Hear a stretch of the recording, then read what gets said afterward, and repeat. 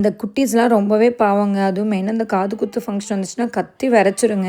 இன்றைக்கி அப்படி தான் தேஜஸ்ரீ பாப்பாவுக்கு காது குத்துனாங்க. தேஜஸ்ரீ யாருன்னு பார்த்தீங்கன்னா சானோட ஃப்ரெண்ட், நிறையா வீடியோஸில் பார்த்துருப்பீங்க.